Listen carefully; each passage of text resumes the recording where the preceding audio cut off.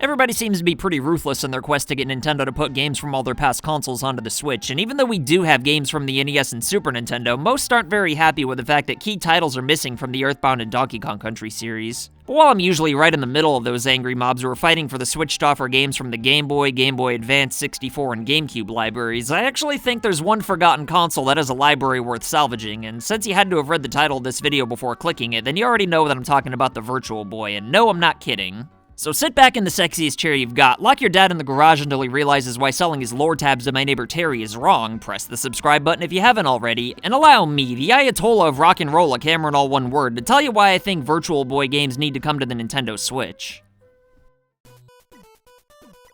Okay, so all the way back in 2009, I bought a Virtual Boy with the complete North American library on eBay out of nowhere, because I remembered having one as a kid and I figured, what the hell? But once the prices for a lot of these games started skyrocketing online, I couldn't help but sell most of my collection off since I almost never play it, mainly because I don't feel like dealing with headaches and getting dizzy.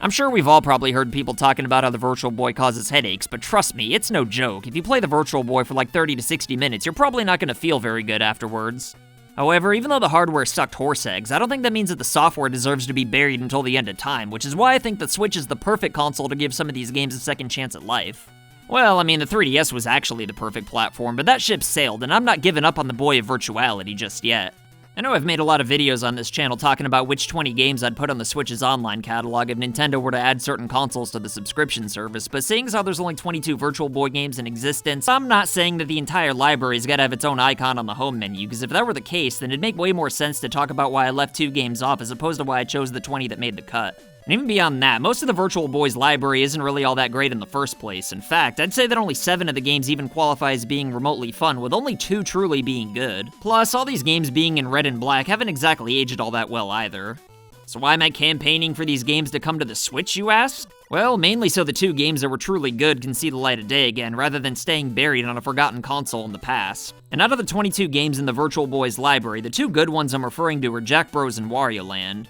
The other 5 that I think are decent enough to get re-releases on the Switch, though, are Mario Tennis, Mario Clash, Vertical Force, Galactic Pinball, and maybe Tellerbox, or I don't know. But like I said, all those games are literally just decent, so I think we could do without them if we need to. And while Jack Bros may not have been a legendary game or anything like that, I still thought it was pretty solid for what it was. However, Wario Land's definitely a classic that holds up just about as much as any other Nintendo game from the early to mid-90s. But just because it wasn't on the Super Nintendo or Game Boy, most of us just kind of pretend like it never existed, and I think that's a real shame.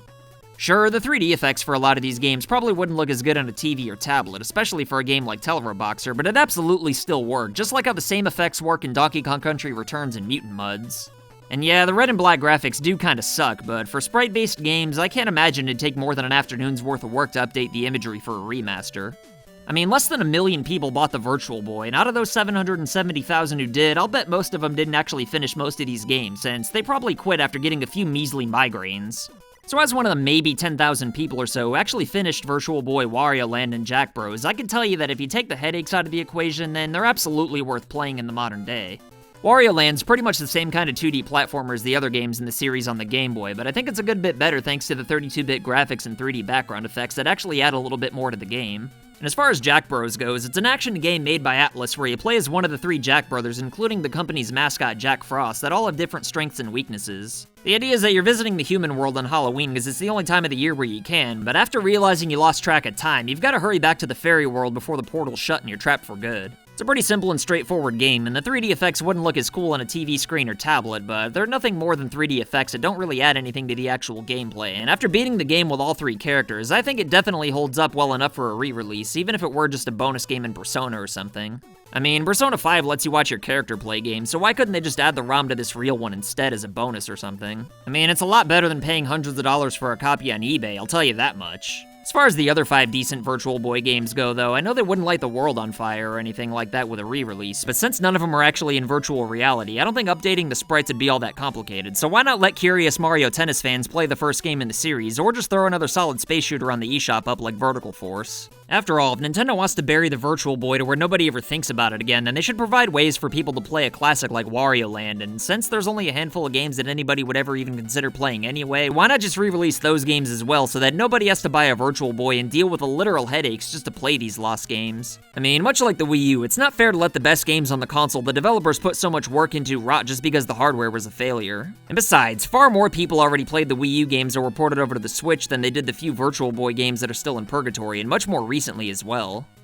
But anyway, what do you think about the idea of remastering the few Virtual Boy games that were any good, though? Do you think these games are worth salvaging, or am I just overhyping them? Either way, vote in the poll, let me know what you think in the comments below, and as always, I'll try my goddamnedest to respond to everybody eventually. But let me tell you, if there's two people who I think deserve their very own Virtual Boy games, then it would definitely be today's patrons of the day, Red Sin and Alec Duncan. If you want to be badasses like these two, then consider supporting FU Game Crew on Patreon for loot boxes and all kinds of wacky rewards in the mail.